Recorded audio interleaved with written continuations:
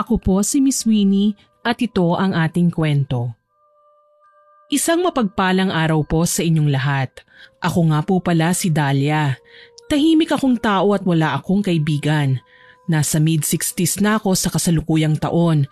Nangyari po itong ibabahagi kong kwento noong bagong sama pa lamang kami ng aking asawa.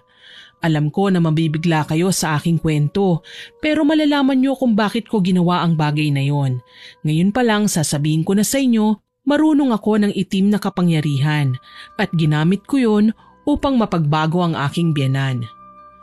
Simula pagkabata tampulan na ng tukso ang aking pamilya. Kilala kasi ang aking Lola Daisy sa pagiging isang babaylan at marunong din si Lola Daisy na gumamit ng itim na mahika. Natatandaan ko pa noon, meron siyang maliit na libro na siya lamang ang nakakahawak. Ni minsan hindi niya winalay sa kanya ang librong yon. Dati hindi ko pa alam kung anong bagay na yon, ngunit habang tumatagal, nauunawaan ko ang halaga noon kay Lola. Istrikta ang aking Lola at sa kanya ako lumaki. Siya ang nagsilbing magulang ko dahil parehong abala sa kani-kanilang trabaho ang mga magulang ko. Naaalala ko pa, madalas si Lola sa kanyang silid. Sa tuwing sasapit ng 3:00 ng hapon, nananatili na siya doon hanggang sa sumapit ang 6:00 ng gabi tsaka lamang siya lalabas. Natanong ko noon si Lola kung bakit siya nagkukulong sa kwarto. Ako kasi yung tipo ng tao na matanong talaga. Gayunpaman, sabi ni Lola Daisy sa akin, nagbibigay lang daw siya ng oras sa Panginoon upang magpasalamat sa lahat ng biyaya na kaloob sa amin. Ngunit sa totoo lang, may parte noon sa puso ko na hindi naniniwala sa aking lola. Kahina-hinala kasi ang kanyang mga kilos. Masyado siyang mahigpit, lalo na sa kanyang silid. Ayaw niya na may ibang pumapasok doon. Pakiramdam ko noon may iba pang dahilan si Lola kung bakit siya nagkukulong sa silid niya. Ngunit kalaunan, hindi ko na lamang yun binigyang pansin. Gawa ng naging abala na ako sa aking pag-aaral. Hindi naman kasi pala kwento si Lola Daisy at ayaw niyang pag-usapan ang tungkol sa pagiging babaylan niya. Wala ring gaanong kaibigan si Lola, maging ako ay nagaya sa kanya. Nahihiya kasi ako noon na makisalamuha sa iba. Iniiwasan din ako ng mga kasing edad ko. Sinasabi nila na masama raw ang aking lola. Minsan ay nakakwentuhan ko si Lola Daisy. Ginamit ko agad ang oras na yon upang magtanong. Lola, pwede po ba ako matuto ng mga ginagawa niyo? Parang gusto ko kasi na maging katulad niyo eh. Nakakatuwa kasi kaya niyo pong ipagtanggol lang yung sarili. Biglang napakunot ang noo ni Lola nang dahil sa tanong ko sa kanya. Apo, masyado ka pang bata. Hindi mo pa mahuunawaan kung anong ibig sabihin ng aking ginagawa. Isa pa, maraming dapat isaalang-alang. Hindi ko alam pero binalot ng kuryosidad ang isipan ko nang dahil sa sagot ni Lola. Bakit hindi niyo po ipaliwanag sa akin, Lola? Para naman po maunawaan ko. Palagi na lang po kasi kayong umiiwas lalo na kapag nagtatanong ako tungkol sa inyong ginagawa. Sa halip na sagutin ako ni Lola, bigla na lang siyang nagalit sa akin. At nang araw na yon, nagkulong na siya sa kanyang silid. Nang dahil sa ginawa niya, mas lalong nanaig ang pagnanais ko na makakuha ng kasagutan at paliwanag sa lahat ng aking katanungan. Sa paglipas ng mga araw, mas lalong naging malihim si Lola Daisy at hindi niya ako pinapansin. Sa tuwing uuwi ako ng bahay, parang hangin lang ako sa kanya. Nagkakasama lang kami at nagkikita tuwing kakain. Pagkatapos ay papasok na agad siya sa kanyang silid at hindi na muling lalabas pa. Para bang iwas na iwas siya. Ewan ko ba kung bakit bigla na lang naging ganun ang pakikitungo sa akin ni Lola Daisy. Wala naman kasi akong ginawang masama ngunit parang ilag na ilag siya sa akin. Gayunpaman, hindi nagtagal, hindi na talaga ako nakatiis at agad ko siyang kinausap. Tinanong ko si Lola Daisy kung bakit ganun ang kanyang ginagawa sa akin at para bang iniiwasan niya ako. Malalim siyang napabuntong hininga bago niya sinagot ang aking katanungan. Pasensya ka na, Apo.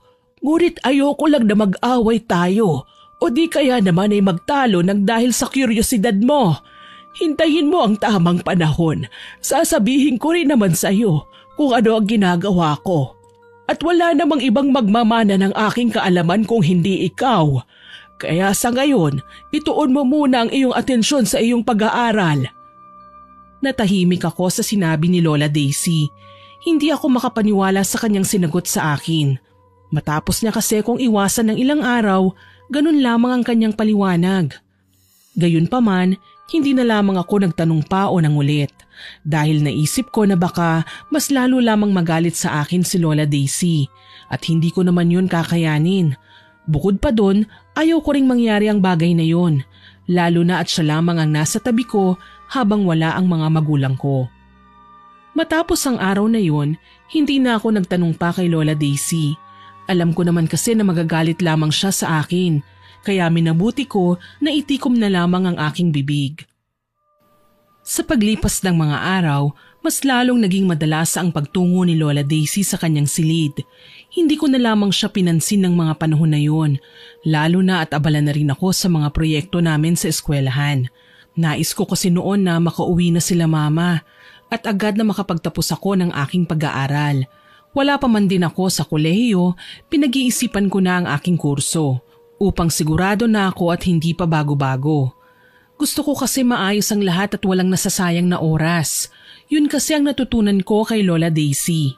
Hanggang sa lumipas ang maraming taon, nakapagtapos na rin ako ng kolehiyo at napauwi ko na rin ang aking mga magulang. Nagsimula akong magnegosyo at kalaunan nakabili ako ng pwesto sa Maynila. Sila mama naman ang siyang humawak ng negosyo sa Maynila, na natili kasi ako sa probinsya. Nais ko noon na makasama ang aking mga magulang, ngunit mas pinili kong manatili sa piling ni Lola Daisy. Ayoko siyang iwanang mag-isa noon sa probinsya. Iniisip ko kasi si Lola Daisy ang kasama ko nung mga panahon na nag-iisa ako, kaya naman hindi ko siya magawang iwanan. Sinasama ko siya noon sa Maynila, ngunit ayaw ni Lola Daisy. Nasanay na raw siya sa probinsya na mamuhay. Maninibago lang daw siya kapag lumuwas. Kaya naman mas pinili niya ang manatili roon. Inirespeto ko ang desisyon niya at hindi ko siya iniwan, gaya ng ginawa niya sa akin noon. Habang tumatanda si Lola, mas lalo naman siyang napalapit sa akin at unti-unti niyang itinuro ang mga kaalaman niya tungkol sa pagiging isang babaylan. Sabi kasi sa akin noon ni Lola Daisy, ako lamang ang siyang magmamana ng kaalaman na yon, lalo na at ako lamang daw ang kanyang nakasama hanggang sa edad niyang yun. Hindi ko alam noon kung matutuwa ba ako o hindi. Sa tagal kasi ng panahon, nawala na rin ang interes ko noon sa mga ginagawa ni Lola. Ngunit kalaunan habang inaaral ko yun, nagustuhan ko rin naman yun, lalo na nang matutunan ko kung paano labanan ng mga kapangyarihan ng hindi pangkaraniwang tao. Siyempre, tinuruan rin ako ni Lola Daisy kung paano mambarang at mangulam ng tao. Lola Daisy, bakit ngayon niyo lang sa akin tinuro ang mga bagay na ito? Bakit noon ayaw niyong sabihin sa akin? Iwas na iwas po kayo. Ano po bang kaibahan noon? Napangiti si Lola sa tanong ko sa kanya at hinaplos niya ang aking buhok. Yun ba? Natatakot kasi ko na katulad ng iyong ina, baka layuan mo rin ako. Lalo na kapag nalaman mo kung ano ang mga ginagawa ko. Nagulat ako noon sa sinabi ni Lola Daisy. Hindi ko akalain na may hidwaan sa pagitan nila ni Mama. Alam po pala ni Mamang tungkol sa ginagawa niyo? Hindi niya nabanggit sa akin. Tumango naman si Lola sa tanong ko sa kanya at kita ko ang pagsilay ng lungkot sa kanyang mga mata. Oo, Apo, pero lumayo siya noon. Kung iniisip mo naman kung bakit napunta ka sa akin, yun ay ang kadahilan ng wala na siyang ibang mapag-iiwanan sa'yo. Sinabi niya rin sa akin noon, huwag ko raw ituturo sa'yo ang aking nalalaman. Natatakot siya na magamit mo sa kasamaan at baka raw mapahamak ka.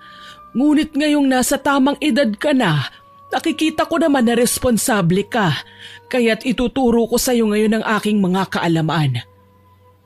Napatango na lamang ako noon sa mga sinabi ni Lola Daisy at tinandaan ko ang lahat ng bilin niya sa akin, lalo na at alam ko na para din naman yon sa ikabubuti ko.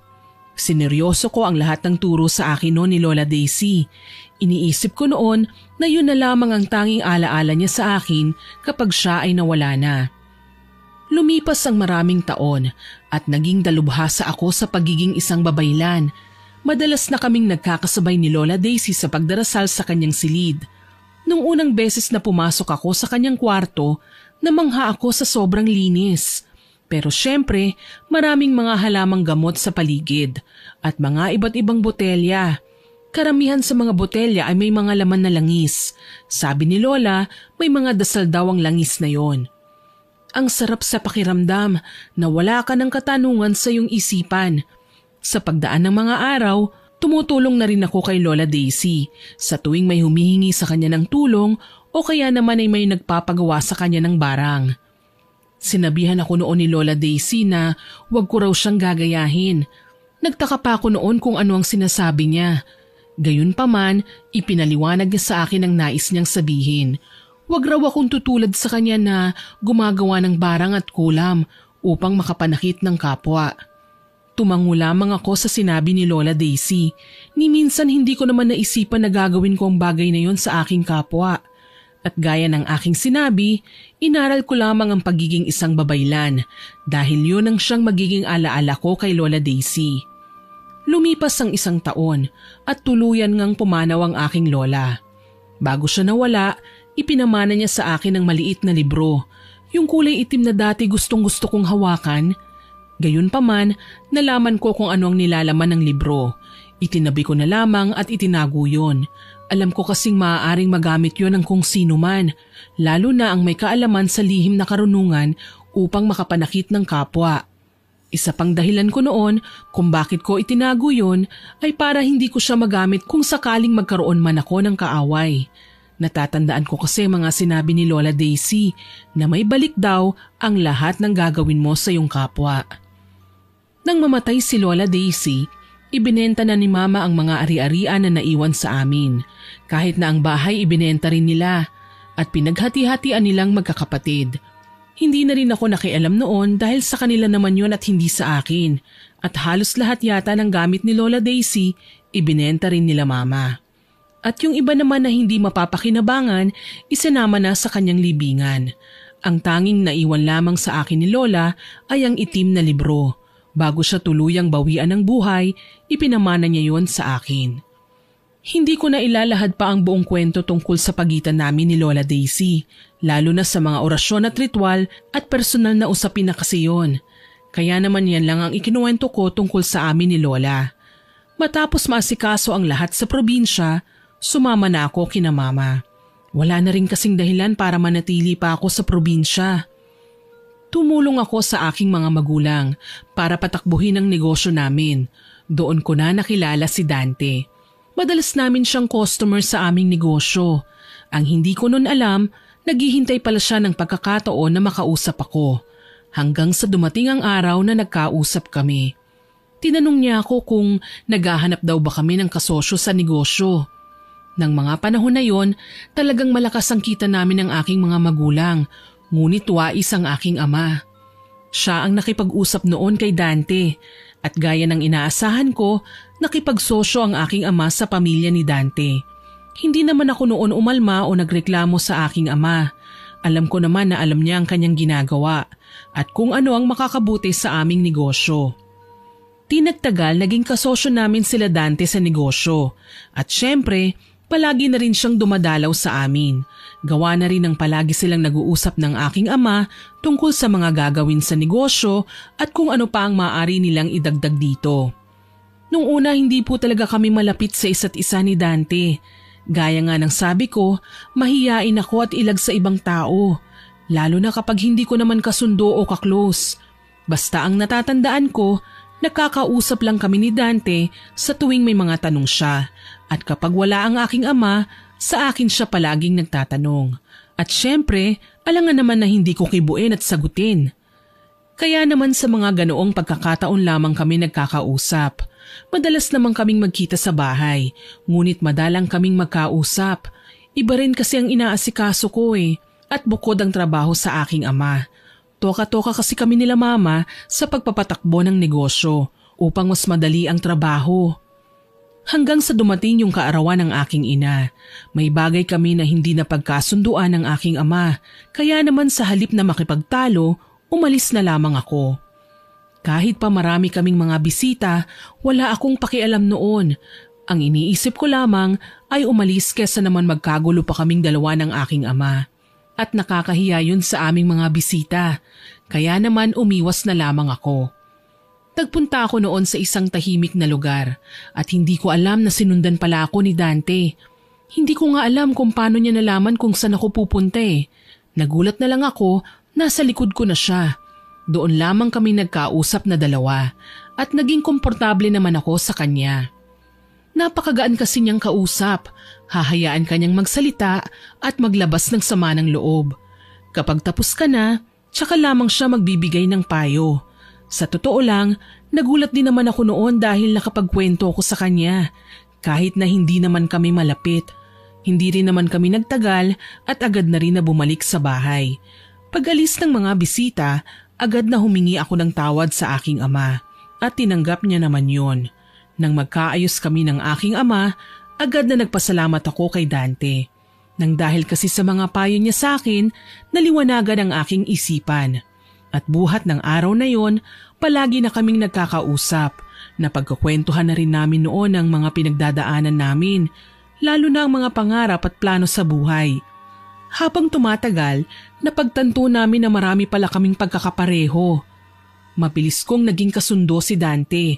Madalas sa akin na siya nagtatanong. Kalaunan, unti-unting nahulog ang loob ko kay Dante. Pero hindi ko naman inamin sa kanyang nararamdaman ko, lalo na at nahihiya ako. Isa pa, napakapangit din naman tingnan kung babae pa mismo ang unang aamin sa lalaki. Tama ako, hindi ba? Hinayaan ko na lamang ang sarili ko noon na mahulog kay Dante.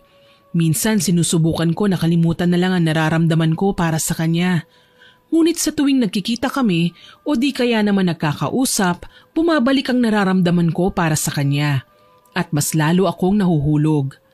Sa totoo lang, kahit na malapit na kami ni Dante ng mga panahon na yon, hindi talaga ako naging malapit sa kanyang pamilya, lalo na sa kanyang nanay.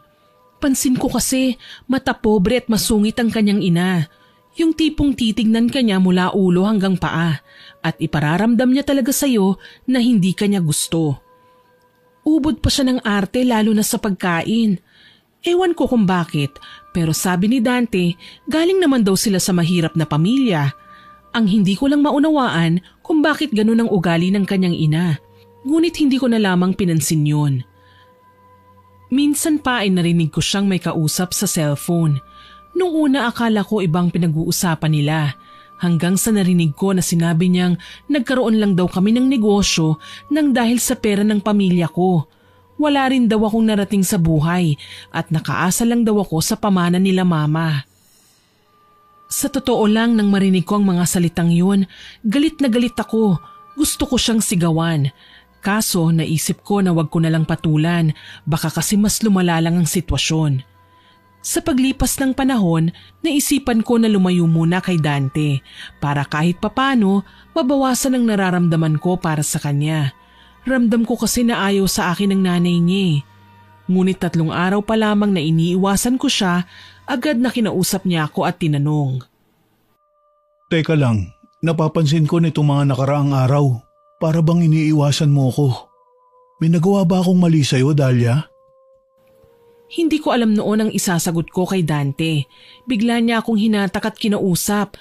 Natatakot ako na aminin sa kanya ang tunay na dahilan. Baka lalo lamang siyang lumayo sa akin at tuluyan na kaming hindi magkita. Napakamot ako sa aking ulo at umiwas ako ng tingin sa kanya. Anong sinasabi mo? Hindi kita iniiwasan, Dante. Sadyang abala lang ako sa mga bagay-bagay dito sa negosyo, kaya hindi kita masyadong napapansin. Bakit mo biglang natanong yan? Nakita ko na para bang umiiwas ng tingin sa akin si Dante at napakamot siya sa kanyang batok. Akala ko pa nga noon hindi na siya sasagot sa tanong ko sa kanya. Pansin ko kasi na para bang naiilang na siyang magsalita noon, ngunit ikinagulat ko ang kanyang sinabi. Ano kasi, hindi ako sanay na hindi mo ko pinapansin. Napapaisip na lang ako sa tuwing hindi mo ko kinakausap. Sa totoo lang aaminin ko, Dahlia, meron akong pagtingin sa'yo. Para bang huminto ang aking mundo sa mga sinabi sa akin ni Dante. Literal na natulala pa ako noon at hindi ako makapaniwala sa kanyang biglang pag-amin. Napasabi na lamang ako sa aking sarili na ito pala ang pakiramdam ng may umamin sa'yo, tapos pareho kayo ng nararamdaman. Ngunit sa puntong yon, para bang natorpe ko at hindi ko masabi ang nararamdaman ko para sa kanya. Akmang magsasalita pa lamang ako noon nang dumating ang nanay niya. May kasama siyang mistisang babae at bigla na lang pumulupot ang kamay niya sa braso ni Dante, dahilan para panghinaan ako ng loob na aminin ang nararamdaman ko para sa kanya, kahit na alam ko na may pagtingin siya para sa akin. Pasensya ka na, Dahlia. Hihiramin ko muna ang anak ko. May pag-uusapan kami tungkol sa kanyang pakakasalan na babae. Sa mga oras na yon, para bang pinamukha pa sa akin ng nanay niya na hindi kami pwedeng maging kami at ayaw niya sa akin dahil may iba siyang nais para kay Dante.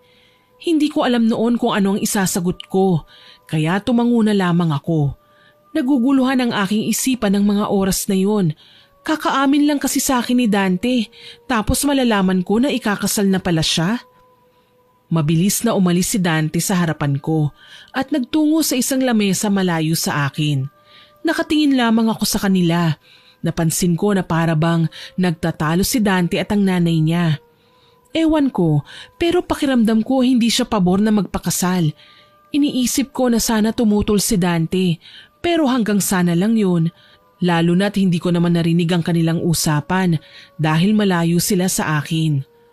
Hindi naman ako nakiusyoso sa usapan nila. Marami na rin kasing mga customer na dumating, kaya inasikaso ko na lamang ang mga tao. Matapos ang ilang oras, umalis na rin ang nanay ni Dante at yung kasama niyang babae. Tapos biglang lumapit sa akin si Dante at sinabihan ako na kung maaari niya daw ba akong makausap.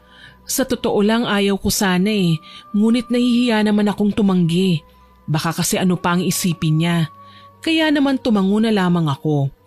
May parte naman kasi sa puso ko na umaasa at nagsasabing sana totoo ang sinabi niya sa akin bago dumating ang nanay niya. Hindi ko alam noon kung para saan at bakit niya ako kinausap. Ngunit nang magsalita siya at kami na lamang dalawa, sinabi niya sa akin na aminin ko lamang daw ang nararamdaman ko para sa kanya at hindi niya itutuloy ang kasal. Lalo na at ang nanay niya lamang ang may nais noon. Nagulat at nanlaki ang aking mga mata sa mga sinabi niya. Napatanong pa nga ako noon sa sarili ko kung masyado bang halata na may pagtingin ako para sa kanya para tanungin ako ng ganon. Hinawakan niya ang aking kamay at tinitigan ako sa aking mga mata. Kaya naman wala na akong nagawa pa kundi aminin sa kanya ang aking nararamdaman. Oo, tama ka, gusto nga kita. Pero Dante, magagalit ang nanay mo kung hindi mo siya susundin. Kahit na hindi naman kami malapit ng magulang mo, alam ko ang mga kaya nilang gawin at kung ano nga bang kanilang ugali. Kaya natatakot ako na baka paghiwalayin din nila tayo at madamay pa ang negosyo. Hinawakan ni Dante ang aking muka at hinalikan ako sa aking noo habang siya ay nakangiti. Nagulat ako sa ginawa niya, pero aaminin ko, kinilig ako sa ginawa niyang yun.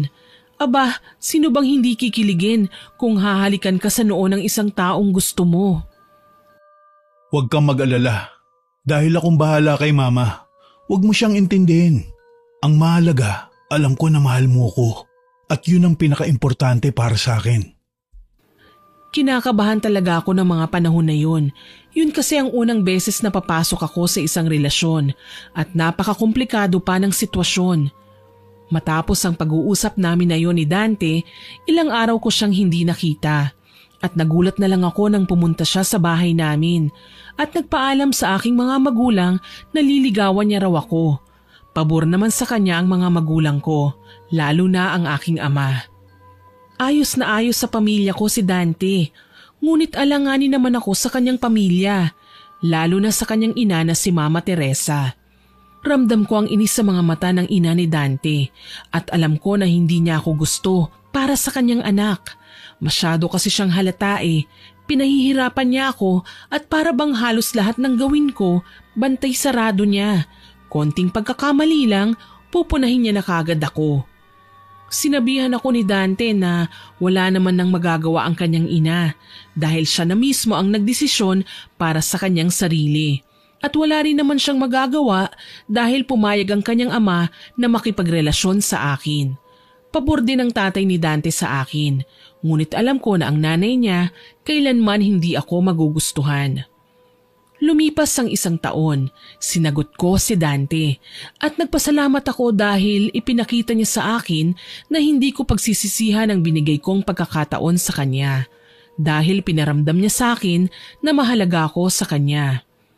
Maraming ginawa noon si Mama Teresa para hindi matuloy ang panliligaw sa akin ni Dante. Halos siraan na niya sa akin ang sarili niyang anak, ngunit hindi ko pinansin ang kanyang mga sinabi. Alam ko na plano niya lamang yun upang sirain kami ng kanyang anak. Naging masaya kami ni Dante sa aming relasyon at para bang napaka-perpekto ng aming pagsasama. Ngunit nag-aaway din naman kami paminsan-minsan. Gayunpaman, hindi namin pinatatagal. 3 taon kaming naging magkasintahan at kalaunan, inalok niya ako ng kasal. Agad ko naman yung tinanggap. Sigurado naman kasi ako na si Dante na ang makakasama ko sa buhay. Nagalit pa nga noon si Mama Teresa. Bakit daw magpapakasal kami kaagad-agad? Samantalang 3 taon pa lamang daw kaming magkasintahan.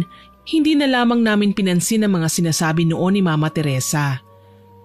Mabilis naming inasikaso ang aming kasal at wala nang nagawa pa si Mama Teresa. Lalo na nang ikasal na kami ng kanyang anak.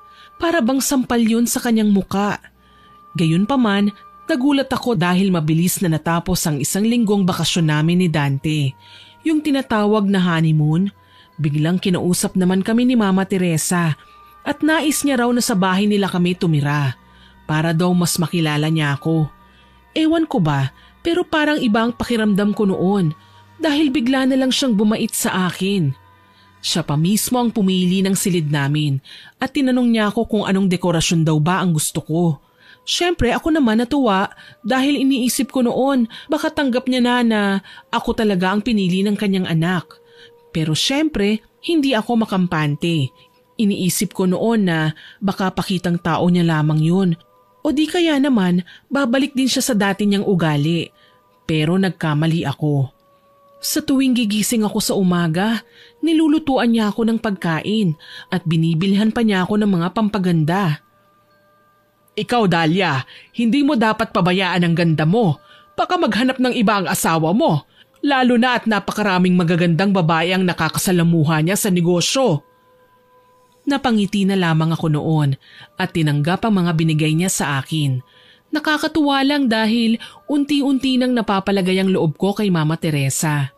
Sa paglipas ng mga araw, nalaman ko na nagdadalang tao ako at mas lalo siyang naging maalaga sa akin. Palagi niya akong kinukumusta at binibilhan ng mga prutas. Halos sa akin na ang kanyang atensyon at ikinatuwa naman yun ng asawa ko. Ngunit lahat ng yun nawala at nagbago nang dahil sa isang pangyayari. Galing kami noon ni Dante sa isang salo-salo kasama ang aming mga kaibigan. Sabi noon ni Mama Teresa, wag na raw akong sumama, ngunit hindi kami nakinig sa kanya. Pag-uwi namin ng bahay, sobrang sakit na ng balakang ko. Aray, Dante, ang sakit na talaga. Hindi naman ganito si baby. Umiiyak na ako ng mga oras na yon at namumuo ang pawis sa aking noo. Agad na lumapit si Mama Teresa sa akin at nanlaki ang mga mata niya nang makita ang pag-agos ng dugo sa aking hita. Ang sasakyan, Dante! Ihanda mo! Dadalhin natin ang asawa mo sa ospital! Sumisigaw na siya noon at binuhat na ako ng tatay ni Dante. Kaagad na dinala nila ako sa ospital. Ngunit habang nasa biyahe, binantaan ako ni Mama Teresa. Kapag may nangyari daw sa kanyang apo, kailanman hindi niya ako mapapatawad. Narinig naman ni Dante ang sinabi ng kanyang ina, kaya agad niyang pinuna. Masakit na nga raw ang nararamdaman ko, binantaan pa ako ng kanyang ina. Ang tigas daw kasi ng ulo namin, kaya nangyari ang ganong sitwasyon. Hindi ko na alam ang mga sumunod na nangyari pagkatapos noon.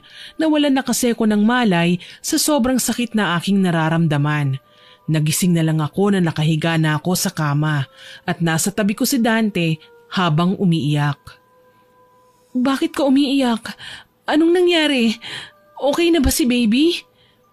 Alam ko noon na may mali dahil lahat sila tahimik. Dumating na rin noon ang mga magulang ko at niyakap nila ako. Kahit ilang beses ko noon tanungin si Dante, hindi niya ako sinasagot hanggang sa nilapitan ako ni Mama Teresa at sinampal niya ako ng ubod ng lakas.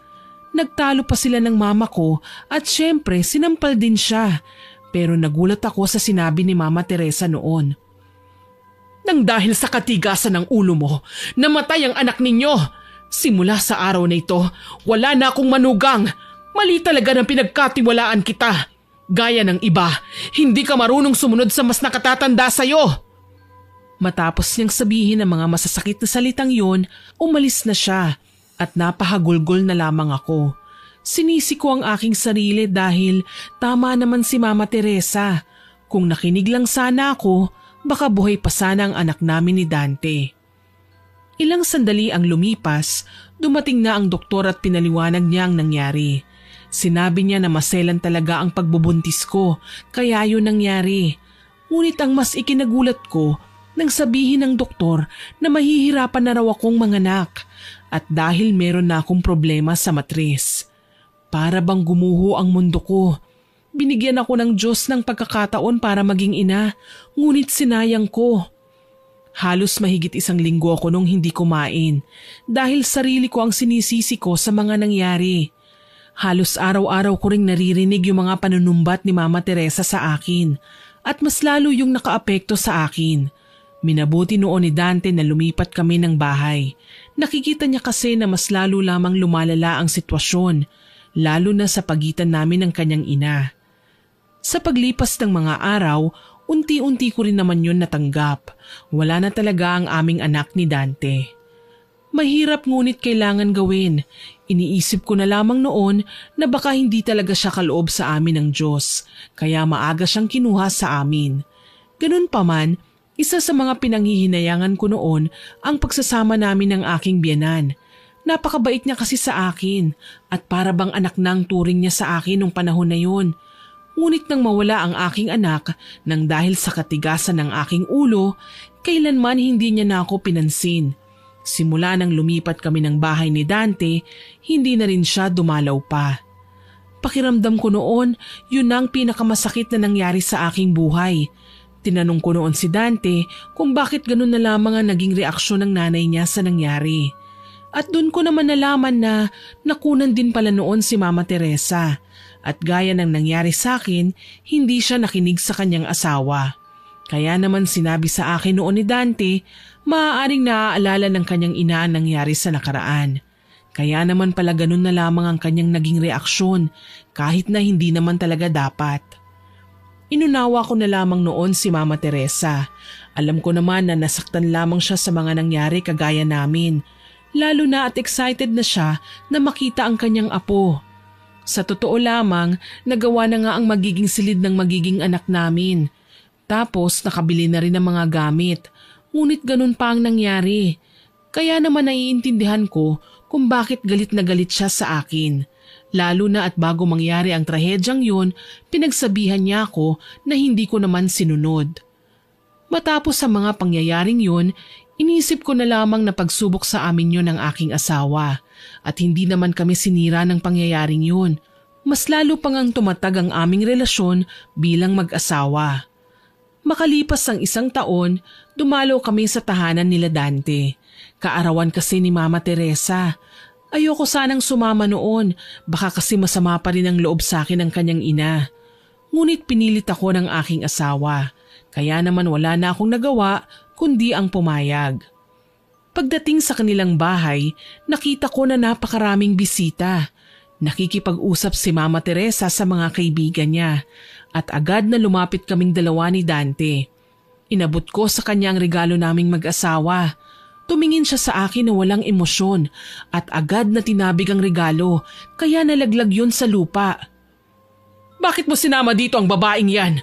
Hindi ba't sinabihan kita, Dante, na ayokong makikita ang asawa mo dito sa pamamahay ko? Umalis ka na lang, Dahlia. Hindi ko kayang makita ka. Nagulat ako sa kanyang ginawa, lalo na at nasa harapan kami ng maraming tao at ganon ang pinakita niyang pag-uugali. Agad na humingi ako ng pasensya sa kanya. Akmang aalis na sana ako, ngunit bigla niya na lamang hinablot ang aking buhok. Kasunod nun ay nginudngud niya ako sa isang ulam. Galit na galit naman si Dante sa kanyang ina at sa pagkabigla, naitulak niya ang kanyang ina. Ma, formal kaming pumunta dito ng aking asawa. Nais namin na batiin kayo sa iyong kaarawan. Bakit naman ganyan ang ginawa niyo sa asawa ko? Pinaya niyo sa harap ng maraming tao. Tinulungan ako ni Dante na makatayo at agad na pinunasan niya ang aking muka.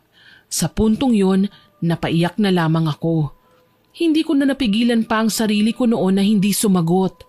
Lalo na at napahiya ako sa harap ng maraming tao at kauna-unahang beses na nangyari yun sa akin. Sobra na kayo! Inuunawa ko kayo dahil naiintindihan ko kung bakit kayo nagagalit sa akin. Hinayaan ko kayong sisihin ako. Lalo na't alam kong kasalanan ko naman talaga kung bakit nawala ang aking anak. Pero nasaktan din kami. Mas lalo na ako dahil ako ang ina. Sobrang sama ng pag-uugali nyo. Sa bagay, hindi nyo naman talaga ako gusto para sa anak ninyo simula pa noon. Kaya hindi na ako magtataka kung bakit ganito ang trato nyo sa akin. Sana kayo na lang ni Dante ang nagpakasal para hawak nyo ang buhay niya. Alam ko na mali ang ginawa ko noon. Dinamay ko pa pati si Dante. Sobrang sama na kasi ng loob ko ng mga panahon na yon. Kaya hindi ako umuwi sa bahay namin ni Dante ng araw na yon. Dumiretso ako sa bahay ng mga magulang ko. At para ba akong batang nagsusumbong sa kanila. Galit na galit naman si Mama at sa pagkakataon na yon, hindi ko siya naawat. Agad na sinugod niya si Mama Teresa sa harap ng maraming tao. Paulit-ulit niyang sinampal at pinagsabihan ng nanay ni Dante. Nang dahil sa nangyari, nasira ang kasiyahan sa kaarawan ni Mama Teresa at ako pa ang sinisi niya. Gayunpaman, agad siyang sinabihan ni Dante at pinuna. Natahimik kaming lahat noon. Sumigaw na kasi si Dante. Galit na galit naman si Mama Teresa at sinabi na wala daw akong modo at manang-mana raw ako sa nanay ko. Nang dahil sa mga sinabi niya, hindi na ako nakapagpigil pa. Agad ko siyang sinampal ng 2 beses. Bakit mo ko sinampal? Nakita mo na, Dante? Yan ang pinagmamalaki mong asawa at ipinaglalaban mo sa akin? Napakawalang modo! Agad akong sumagot noon sa kanya. Hindi ko na kinaya pa ang lahat ng masasakit na salita na sinasabi niya sa akin, lalong-lalo na sa aking ina. Sa tingin niyo may modo kayo sa mga ginagawa niyo sa akin? Pinakita niyo sa lahat ng tao ang tunay niyong ugali. At huwag niyong madamay-damay ang nanay ko. Baka hindi niyo magustuhan ang gagawin ko sa inyo. Ito na ang huling beses na pagtitimpian ko kayo. Sa susunod na saktan niyo pa ako at idamay ang aking magulang, tandaan niyo, luluhod kayo sa harapan ko at hahalikan niyo ang aking mga paa. Tandaan niyo ang lahat ng mga sinabi ko. Huwag niyong hintayin na kalimutan kong biyanan ko kayo. Matapos kong sabihin ang mga katagang yun, umalis na ako kasama ng magulang ko. At sinabihan ko noon si Dante na hindi na muna ako uuwi sa bahay naming 2. Tutuloy muna ako sa mga magulang ko. Hinalikan ako ni Dante sa aking noo. Inirespeto niya ang aking desisyon. Pagkatapos ng pangyayaring yun, ilang araw akong nanatili sa bahay ng mga magulang ko at hindi ko muna inisip si Dante o ang nanay niya. Aaminin ko, nasaktan talaga ako sa nangyari. Makalipas ang mahigit 1 linggo, nagtungo si Dante sa bahay namin. Agad niya akong sinuyo na umuwi sa aming bahay. Siyempre naman sumama na ako sa asawa ko. Lalo na at wala rin namang kasalanan si Dante sa nangyari sa pagitan namin ng kanyang ina. Pag uwi ko sa bahay, mabilis na humingi ng tawad sa akin si Dante. Agad ko naman yung tinanggap at kinausap ko siya. Hindi ko talaga inaasahan na magagawa ni Mama ang mga bagay na yun sa'yo. Pasensya ka na talaga ha. Niyakap ko si Dante at matamis akong ngumiti sa kanya. Wala kang kasalanan at hindi mo rin namang ginusto ang nangyari. Kaya hindi mo kailangan humingi ng tawad sa akin. Pasensya ka na rin kung dinamay kita sa galit ko. Hindi ko na kasi kinaya eh. Wala yun. Nauunawaan ko kung bakit ka nagkaganon. Tsaka si Mama talaga may pagkakamali kaya humihingi ako ng tawad. Tumango lamang ako noon at sinabi ko sa kanya na ayos lang. Sumama lang ang aking loob pero ayos na sa akin ang lahat. Ngunit sinabi ko kay Dante na sana hindi na mauulit ang mga nangyari dahil hindi ko na alam pang magagawa ko sa susunod na mangyari yon. Pilit na lamang kaming umiwas na mag-asawa kay Mama Teresa. Ayoko na talaga noon ng gulo eh. Lalo na at hindi ko naman alam kung anong magagawa ko sa biyenan ko kapag napuno na ng galit ang puso ko. Lumipas ang mga araw, wala namang naganap kaya naman natahimik na kami ni Dante. At halos nakalimutan ko na ang mga nangyari. Ngunit isang araw, nagtungo si Mama Teresa sa bahay namin. Ayaw siyang papasukin ni Dante.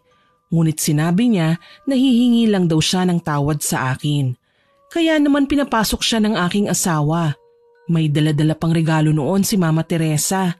Kaya inisip ko noon baka hihingi nga talaga ng tawad sa akin. Ngunit paglapit niya sa akin, bigla niya na lamang akong sinabunutan. At nang buksan niya ang kanyang daladalang regalo, puno yun ng basura na agad niyang ibinuhos sa akin. Sabi ko sa'yo, lumugar ka!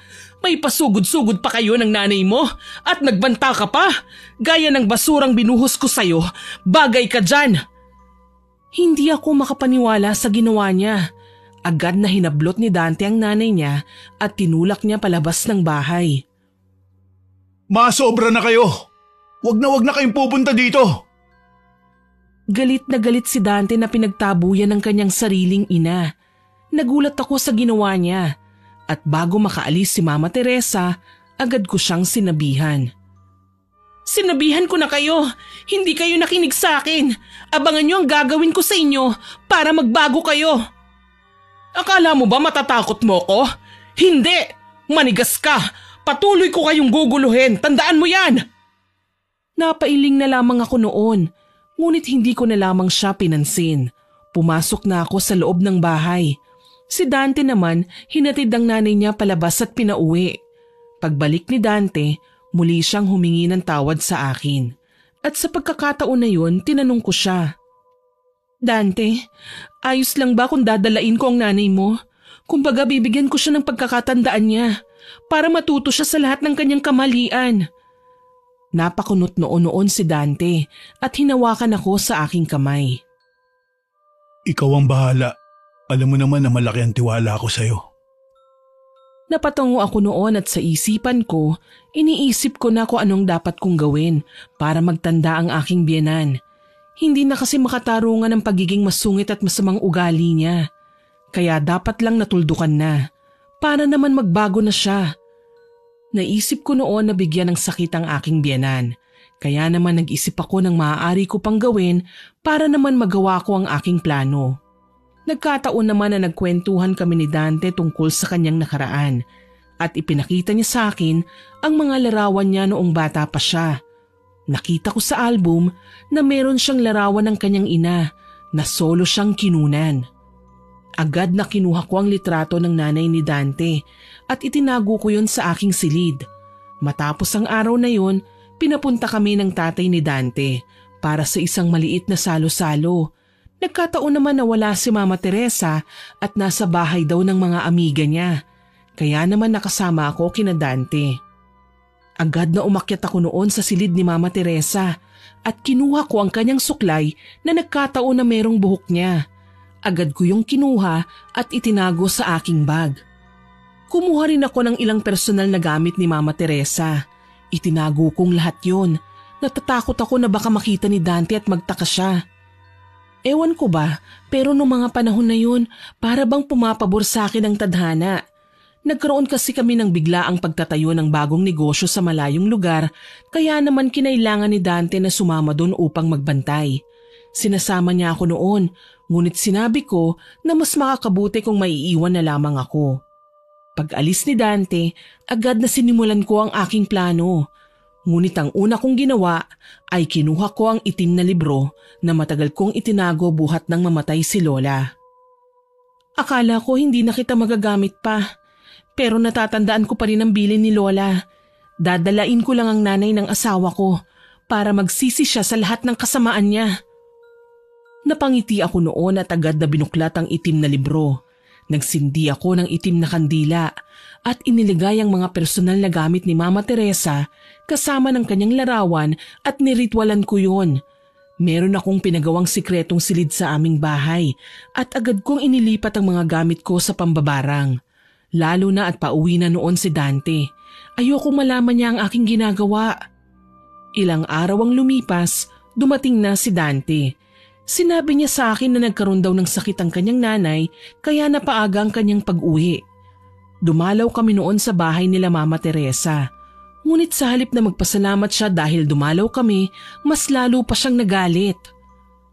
Mas lalo lang sumasama ang pakiramdam ko dahil nandito ang babae na yan. Napailing na lamang ako noon sa mga sinabi ni Mama Teresa at umalis na lamang ako. Sinabi ko noon sa sarili ko, hindi ko siya titigilan hanggat hindi siya nagbabago. Sa totoo lang, hindi naman malubha ang ginawa kong sakit kay Mama Teresa eh. Pero sinigurado ko na mahihirapan siya sa ginawa ko sa kanya. Makalipas ang ilang araw, mas lalong lumala ang sitwasyon at sakit ni Mama Teresa. Ngunit sa tuwing dadalaw ako sa kanya, patuloy pa rin siya sa pagsusungit sa akin. Inis na inis ako noon dahil para bang hindi siya nadadala. Kaya naman dinagdagan ko ang sakit na dapat na maramdaman niya. Hindi na lamang ako noon pumunta sa bahay nila Mama Teresa dahil pinapaiwas na lamang ako ni Dante upang hindi na magkagulo pa. Ayaw niya rin kasi na masaktan ako sa sinasabi sa akin ng mama niya. Naging madalas si Dante sa bahay ng kanyang ina. Hinayaan ko na lamang noon si Dante na dumalaw sa kanyang ina. Dahil nauunawaan ko naman na nag-aalala siya para sa kanyang ina. Umakto lang ako noon na para bang walang ginagawang kakaiba, na para bang normal ang lahat. Ngunit lingid sa kanilang kaalaman, ako pala ang siyang dahilan kaya nahihirapan ang ina ng aking asawa. Sa paglipas ng mga araw, ikinuwento sa akin ni Dante na mas lumubha na raw ang kalagayan ng kanyang ina.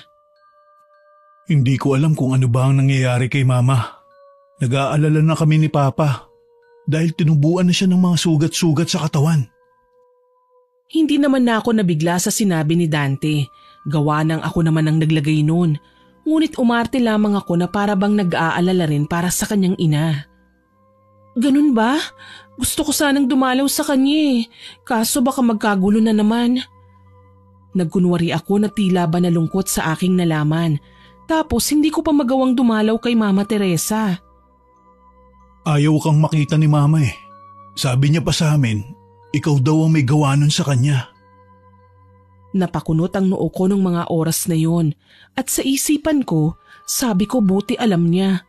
Ngunit hindi ko yun sinabi kay Dante dahil ayokong malaman niya ang ginagawa ko.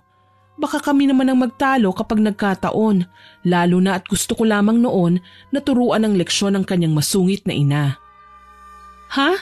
Bakit naman akong pinagbibintangan niya? Dahil ba magkaaway kami at binantaan ko siya, ako na kaagad ang gumawa nun sa kanya? Nagmaang-maangan ako noon. Umakto sa harapan ni Dante na para bang nasaktan sa aking nalaman. Hayaan mo na. Alam mo naman na mainit ang ulo ni Mama sa'yo. Kaya hindi nakataka-taka na sa'yo niya sinisisi ang lahat ng nangyayari sa kanya. Niyakap ako ni Dante at matapos ang pag-uusap namin na yun, nagpahinga na kaming dalawa. Sa paglipas ng araw, hindi na nakakatayo pa sa kanyang higaan si Mama Teresa. Kaya naman nagtungo kami ni Dante sa bahay nila at isinama niya ako sa ospital dahil nagpumilit ako. Pagdating namin doon ay galit na galit sa akin si Mama Teresa. Lumayas ka dito! Hindi kita kailangan! Masaya ka na ba na naghihirap na ako? Napaatras ako noon at pakunwaring naiyak. Aalis na sana ako pero sabi ng tatay ni Dante na wag ko na lamang daw pansinin ang mga sinasabi ng kanyang asawa. Nanatili ako sa silid ni Mama Teresa at maya-maya lumabas sila Dante dahil kinausap sila ng doktor. Kaya naman naiwan kami ni Mama Teresa sa loob ng silid niya. Yun na ang nakita kong pagkakataon para bigyan siya ng babala. Siguro naman sa nangyari sa inyo, matututo na kayong maging mabuti sa inyong kapwa. Siguro yan ang karma ng biyanang masungit. Teka, ingat kayo Baka pag hindi pa kayo nagbago mas lalong lumala ang sakit nyo. Kayo rin. Para bang inasar ko siya ng mga panahon na yon at nakita ko ang takot sa kanyang mga mata. Pero bigla yun nawala at sinabunutan pa niya ako. Kung kagagawan mo ang lahat ng ito para gantihan ako, pues manigas ka dahil lalabanan ko ito. Galit na galit siyang sumigaw. Biglang pumasok sila Dante dahil malamang narinig nila ang malakas na sigaw sa akin ni Mama Teresa at agad akong tinulungan ng aking asawa. Ma, may sakit ka na lahat-lahat, ganyan pa din ang pag-uugali niyo. Magbago na kayo. Yang asawa mo, demonyo siya. Alam kong may kinalaman siya sa nangyayari sa akin. Tahimik lamang ako noon sa isang sulok at hindi kumikibo. Palagi niyo na lang kinakawawa at inaabuso ang asawa ko. Hindi ko na kayo maintindihan, Ma eh. Pakiramdam ko kinakarma na kayo dahil sa kasamaan ng pag-uugali niyo. Hindi ko akalain noon na sasabihin ni Dante ang mga katagang yun, lalo na at nanay niya ang kanyang kaharap. Pero habang nagsasalita si Dante, nakatitig siya sa mga mata ng kanyang ina at umiiyak siya. Agad na inawat ko si Dante dahil nakita ko na bigla na lang nahirapang huminga ang kanyang nanay. Hayaan mo na lang, intindihin na lang natin siya, lalo na't meron siyang pinagdadaanan. Biglang natahimik si Mama Teresa matapos niyang marinig ang mga sinabi ko para bang natauhan siya na ewan. Umalis na lang ako noon at nagpaalam na uuwi na ng bahay dahil tapos na ang dapat kong gawin ng araw na yun. Pag uwi ko, nag-orasyon ulit ako. Ngunit hindi pa man ako natatapos, bigla na lang dumating si Dante. Kaya naman mabilis na lumabas ako at isinara ang sikreto kong silid. Kanina pa kita tinatawag, bakit hindi ka lumalabas? Ano bang ginagawa mo? Agad na nag-isip ako ng palusot na sasabihin ko kay Dante. Kasi nakaidlip ako. Medyo masama kasi ang pakiramdam ko kaya ayun. Tapos huli na nung marinig ko ang boses mo. Napatango lang si Dante sa sinabi ko at nagtungo siya sa kusina. Nagulat ako nang bigla siyang nagluto. Hinayaan ko na lang siya at naupo ako sa sala. Tsaka ko binuksan ang telebisyon. Nilibang ko na lang ang sarili ko. Maya-maya, bigla siya sa aking lumapit. Iniabot ang kanin at ulam na nilagang baboy na siya mismo ang nagluto. Kumain ka muna tapos uminom ka ng gamot para hindi tumuloy ang lagnat mo. Sinilip lang din kita dito pero babalik din ako sa ospital. Salamat sa pagpapasensya mo kay Mama ha. Sana hindi ka magsawang unawain siya. Natahimik ako sa sinabi ni Dante. Sa totoo lang may parte sa akin na iniisip kong sabihin ang totoo sa kanya.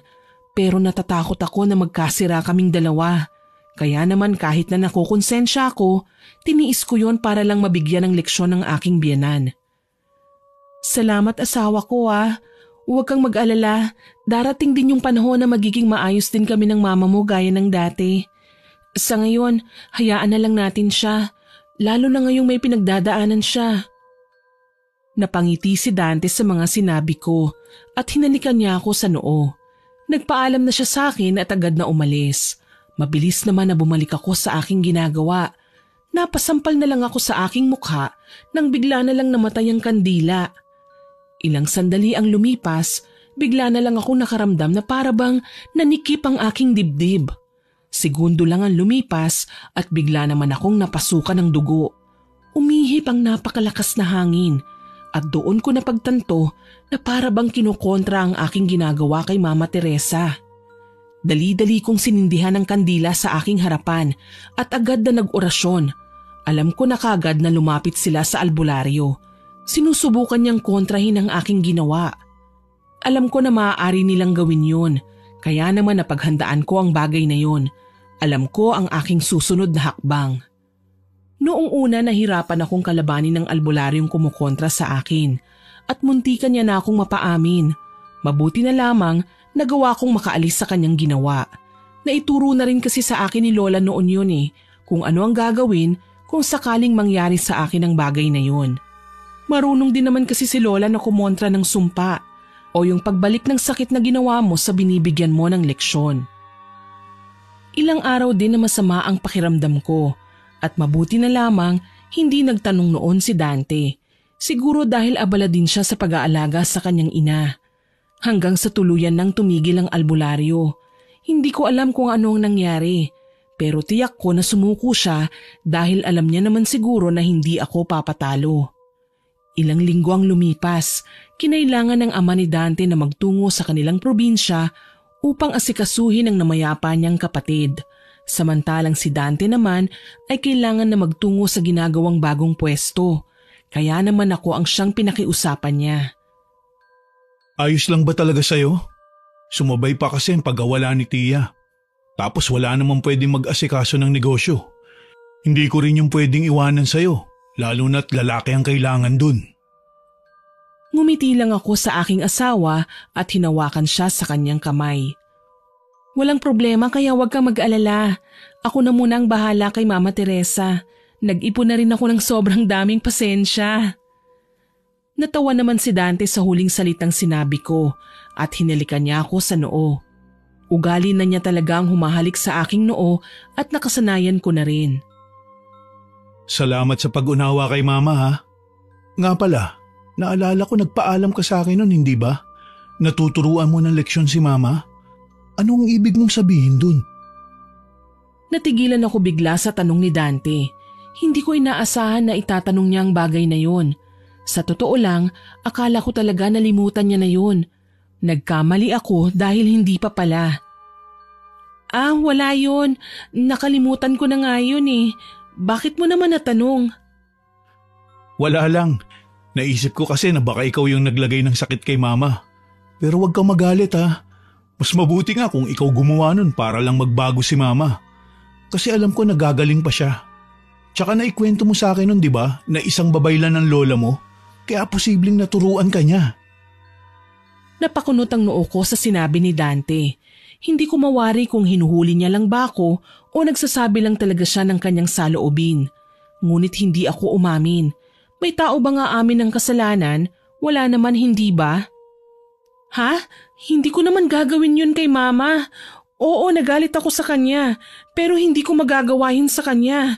Isa pa, nanay mo pa rin siya. Oo, babaylan si Lola, ngunit hindi niya ako tinuruan kung paano maglagay ng sumpa, pero tinuruan niya ako kung paano manggamot. Opo, sa puntong yon nagsinungaling ako sa aking asawa, nang dahil sa ayokong maging hadlang siya sa aking mga plano. May tiwala naman ako sa aking asawa, pero alam ko na matimbang pa rin naman ang pagmamahal niya para sa kanyang ina. Napatangu-tangu lang si Dante sa sinabi ko. Ramdam ko at kita ko sa kanyang mga mata na tila ba nagdududa siya sa akin. Matapos ang pag-uusap namin na yun, umalis na si Dante at nagpaalam na sa akin. Tutungo siya ng araw na yun sa bahay nila para kumuha ng ilang gamit ni Mama Teresa. Tapos ihahatid niya ako sa ospital para ako ang magbantay.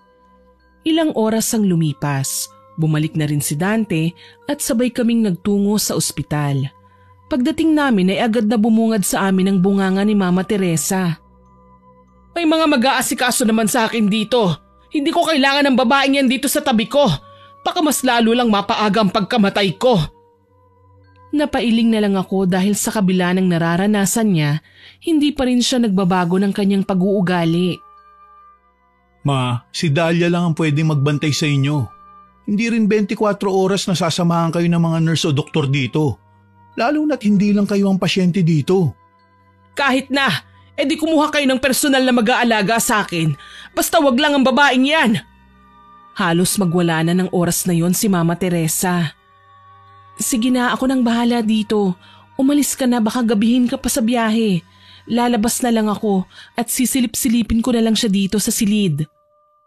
Napabuntong hininga si Dante at tinitigan niya ang kanyang ina. Sana wag niyong abusuhin ang kabaitan ng asawa ko, Ma. Pasalamat na lang nga tayo dahil sa kabila ng ginawa niyo sa kanya, nandito pa rin siya. Handa kayong samahan kahit halos ipagtabuyan niyo na siya. Hindi ako mangangako. Hindi ko rin naman siya pinilit eh. Kaya kapag may ginawa ako sa kanya, wala akong pananagutan dahil ginusto niyang manatili dito. Napakamot na lamang sa kanyang batok ang aking asawa. Halata ko na para bang napipiko na si Dante, pero nagpipigil lang. Sige na, ako nang bahala. Huwag ka nang mag-alala.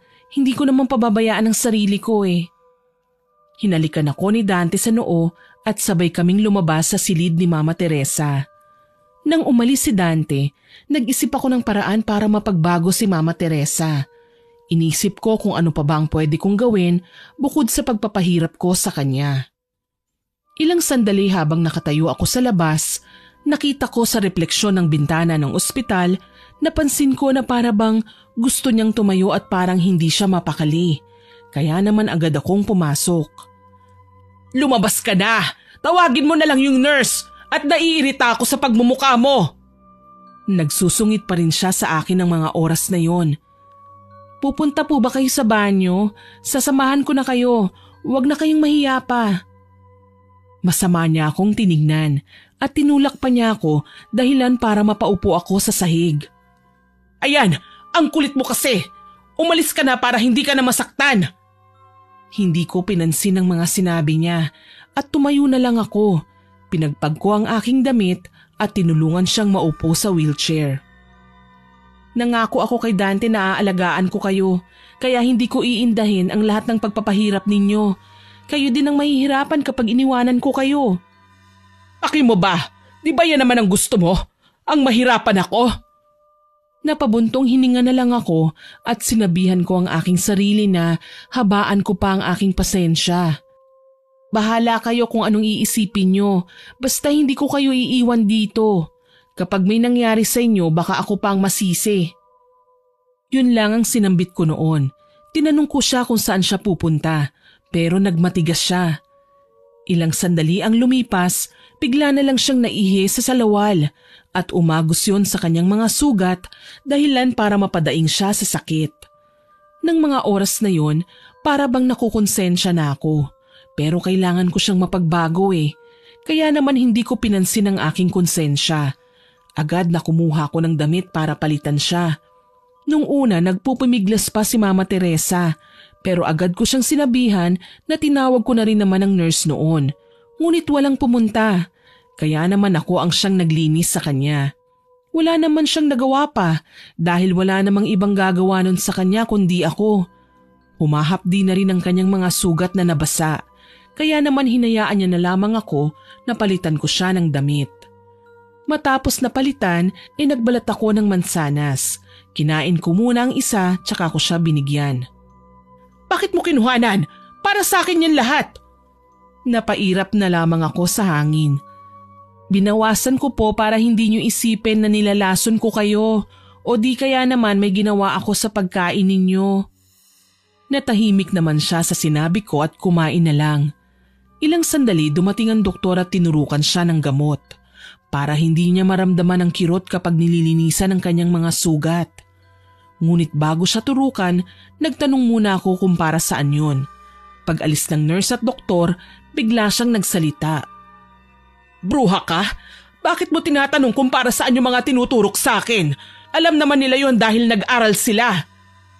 Napabuntong hininga na naman ako. "Aba, anong malay ko po, mamaya tinurukan na pala kayo ng pampamanhid o di kaya ng lason ng hindi ko alam, di ako pang napahamak, hindi ba?" Napatango na lamang siya at nagpahinga na. Sa mga oras na yon, naramdaman ko na para bang naglelelo na siya sa pagsusungit sa akin. Ilang sandali pa, nakatulog na rin ako at hindi na ako lumabas pa dahil sunod-sunod ang pagpasok ng mga nurse. Maya-maya, nakaramdam ako ng lamig kaya naman lumipat ako ng pwesto. Ngunit dama ko pa rin ang lamig pero tiniis ko na lamang at natulog. Ilang oras ang lumipas, dumating ulit ang isang nurse. Binilin sa akin ang mga susunod na iinumin ni Mama Teresa. Pero hindi ko na yun pinapainom sa kanya dahil alam ko naman na hindi tatalab yun. Pag-alis ng nurse, tsaka ko napansin na nakakumot na pala ako at nakita ko na nakasuot na ng jacket si Mama Teresa. Para bang lumambot ang puso ko dahil nakita ko na may kabutihan pa rin pala sa kanya sa kabila ng pagiging masungit niya. Hindi na ako natulog pagkatapos noon. Bumili na lamang ako ng makakain naming dalawa. Ngunit pagpasok ko sa silid, may mga doktor na at sinabihan ako na hindi raw pwedeng pakainin si Mama Teresa. Kaya naman nakipagtalo ko sa kanila. Wala na nga silang nagawa pa.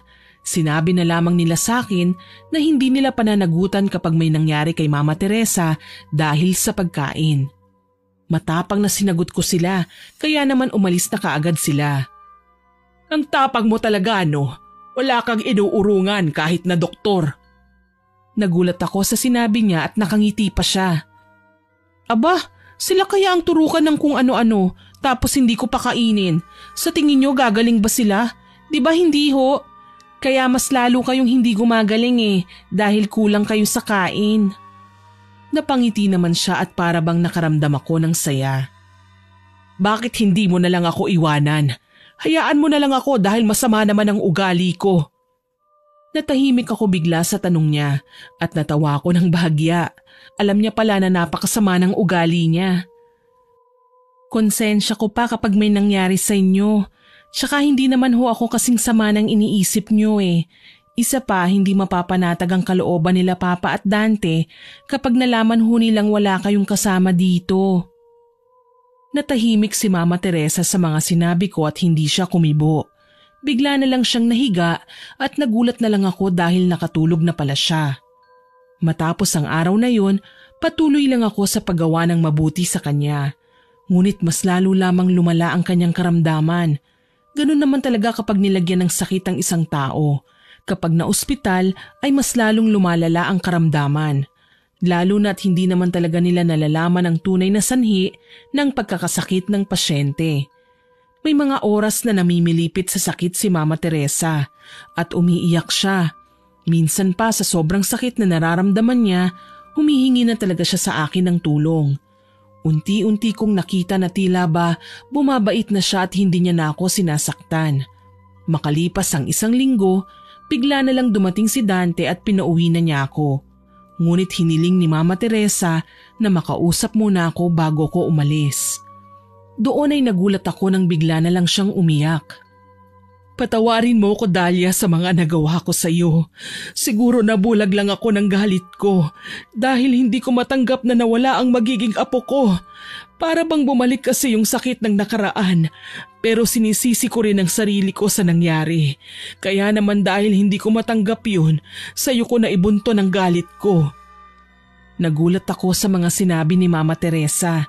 Hinawakan pa niya ang aking mga kamay ng mga oras na yun, habang tumutulo ang luha sa kanyang mga mata. Hindi ko alam ang aking magiging reaksyon, pero sabi ko sa sarili ko, tatanggalin ko ng sakit na itinanim ko kay Mama Teresa. Wala na po yun. Ang mahalaga gumaling kayo para makabawi kayo sa amin ni Dante. Yun lamang ang sinabi ko sa kanya. Dahil sa totoo lang, wala talaga akong masabi ng mga oras na yun. Matapos ang pag-uusap namin ay bigla niya akong niyakap ng mahigpit. Nagpaalam na ako at hinatid ako sa bahay ni Dante. Pagdating sa bahay, agad akong tinanong ni Dante kung ano ang nangyari at sinabi ko sa kanya na humingi ng tawad sa akin si Mama Teresa. Natuwa naman ang aking asawa. Masaya ako na malaman ang bagay na yan.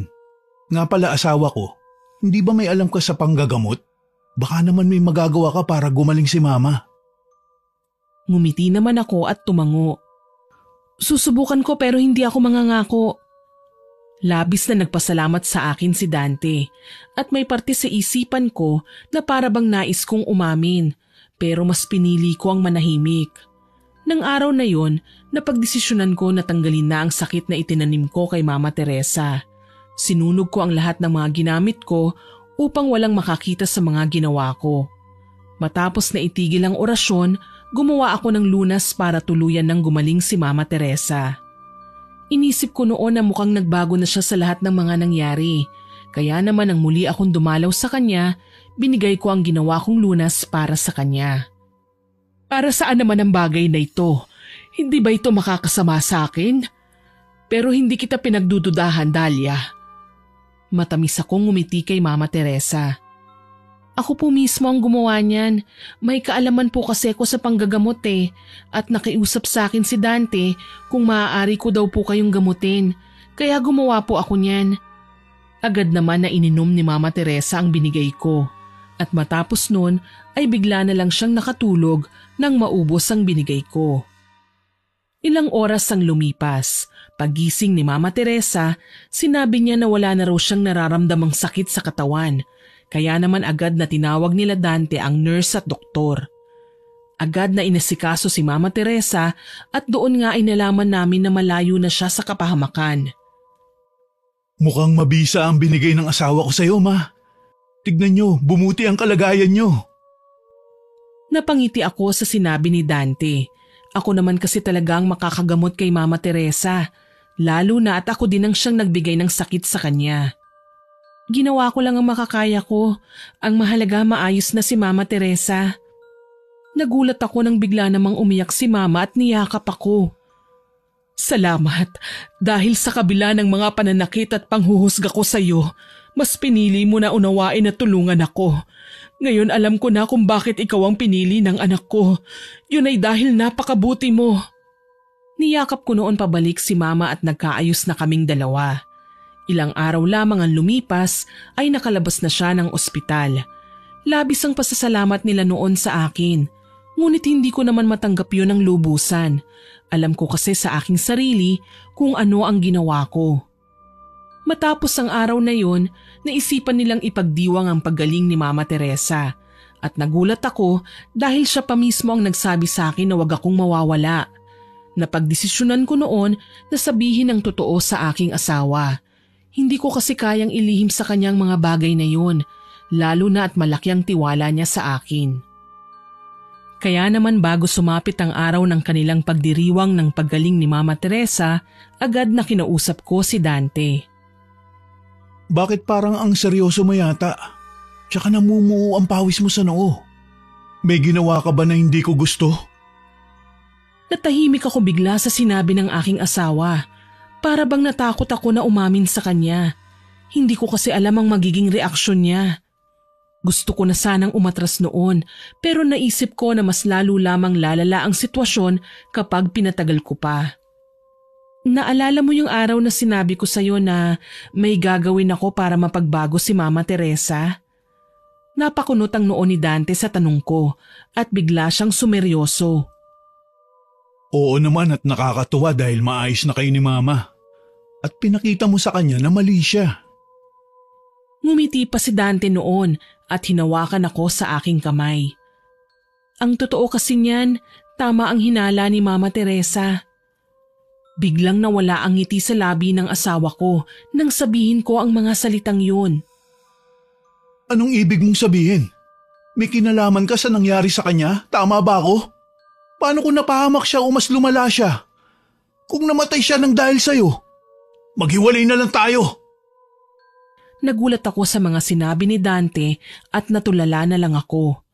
Maya-maya, bigla ko nalang nakita na pumipitik si Dante sa mismong harapan ko upang makuha ang aking atensyon at doon ko lamang napagtanto na imahinasyon ko lamang pala yun. Anong ibig mong sabihin na tama si Mama? Mahinahon si Dante kaya naman napanatag ako at tinanggal ko ang mga kung ano-anong naiisip ko. Tinuloy-tuloy ko na ang pag-amin sa aking asawa at napaiyak na ako sa puntong yun. Pasensya na kung hindi ko sinabi sa'yo. Natatakot kasi ako. Tsaka gusto ko lang naman talaga na matuto si Mama Teresa para naman makita niya na mali siya sa pagkakakilala niya sa akin. Patawarin mo ako kung naglihim ako sa'yo. Ngumiti sa akin si Dante at pinahid niya ang luha sa aking mga mata. Huwag ka nang umiyak. Alam ko naman ang totoo. Nagulat ako sa sinabi niya at hindi ako makapaniwala. Paano mo nalaman? Hindi ka ba galit sa akin? Umiling lang si Dante at pinaliwanag niya sa akin ang lahat. Nakita niya raw akong pumasok sa sikretong silid kaya naman nung wala ako ay palihim niya yung pinasok. Alam ko naman kasi na hindi mo tutuluyan si Mama. Kaya nagtiwala ako sa'yo. Isa pa mas mabuti na rin ang ginawa mong yun. Tignan mo ngayon, ayos na kayo. At huwag kang mag-alala dahil kahit na sino, hindi malalaman ang sikreto natin. Napayakap na lamang ako noon kay Dante at nagpasalamat ako sa kanyang pagmamahal lalo na sa tiwalang ibinigay niya sa akin. Matapos ang araw na yon, sumapit na ang aming pagdiriwang dahil gumaling na si Mama Teresa. Maraming bisita ang dumalo ng araw na yon. Nagbigay ng mensahe si Mama sa akin at ilang sandali pa bigla na lamang niya akong tinawag. Itong kasama ko ay si Dahlia, asawa ng aking anak. Ipinagmamalaki ko siya dahil sa kabila ng mga nagawa ko sa kanyang kasalanan, mas pinili niya pa na maging mabuti at tulungan ako. Dahlia, salamat sa lahat-lahat, iha. Naiyak na lamang ako noon sa mga sinabi niya at nagyakapan kaming dalawa. Tuluyan kaming nagkaayos ni Mama Teresa at gaya ng pangako sa akin ni Dante, inilihim niya ang lahat. Bumawi sa akin si Mama Teresa at ang aking mga ginawa noon tuluyan ng nabaon sa limot. Maraming natutunan ng ina ni Dante sa nangyari. Kahit naman ako meron ding aral na natutunan. Isa na roon ang pagtanggap sa kamalian at unawain ng ibang tao. Lalo na at wala namang perpektong tao basta maging bukas ang isipan tungo sa pagbabago. Naway nagustuhan niyo ang aking ibinahaging kwento. Ako po si Miss Winnie na nagsasabing hanggang sa muli at salamat sa inyong pakikinig.